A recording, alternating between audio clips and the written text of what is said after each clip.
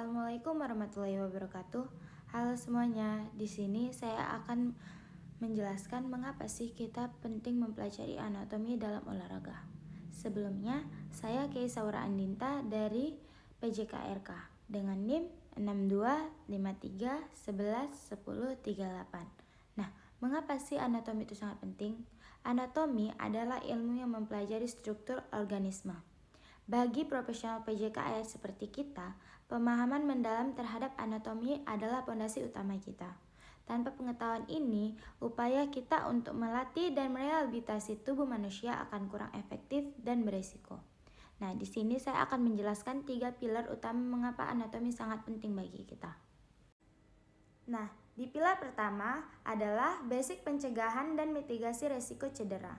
Pada tugas utama kita adalah memastikan keamanan siswa ataupun atlet saat beraktivitas fisik.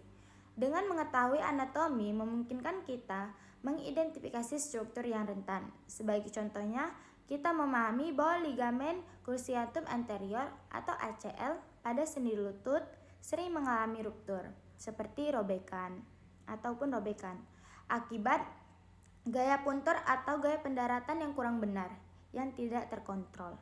Nah, dengan memahami lokasinya, kita dapat merancang program penguatan otot seperti quadriceps ataupun hamstring yang berfungsi sebagai stabilisator dinamis lutut.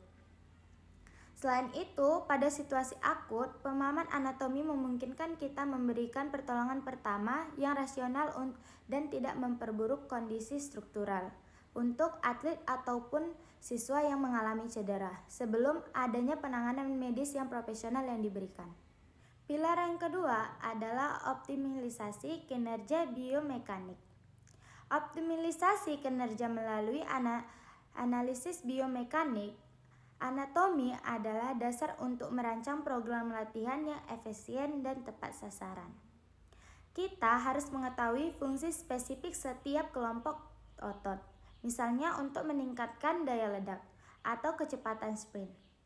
Fokus latihan harus mengarahkan pada otot-otot utama eksensor panggul, yaitu gluteus maximus dan hamstring, bukan hanya otot-otot minor. Dalam koreksi teknik, perhatikan gerakan squat. Kesalahan postur seperti fleksi berlebihan pada kolumna vertebralis lumbar atau tulang belakang bawah menimbulkan tekanan patologis. Koreksi yang berdasarkan prinsip anatomi akan mengarahkan subjek pada postur yang netral, yang secara biomekanik memaksimalkan perekrutan otot target sekaligus meminimalkan risiko cedera struktural. Pilar yang ketiga adalah komunikasi interprofesional. Komunikasi interprofesional yang baku. Bahasa anatomi adalah bahasa universal di bidang kesehatan ataupun di olahraga. Penggunaan terminologi yang baku sangat krusial. Kita tidak menggunakan istilah bagian atas ataupun samping, melainkan superior, interior, medial, dan lateral. Demikian pula gerakan dijelaskan dengan istilah fleksi dan ekstensi. Standarisasi bahasa ini memastikan bahwa saat kita berdiskusi dengan dokter, fisioterapis, ataupun spesialis kekuatan dari berbagai latar belakang, informasi mengenai kondisi atlet atau kebutuhan latihan tersampaikan secara akurat, cepat, dan tidak ambigu, yang pada akhirnya mempercepat proses pemulihan atlet ataupun siswa dan meningkatkan kinerja kita.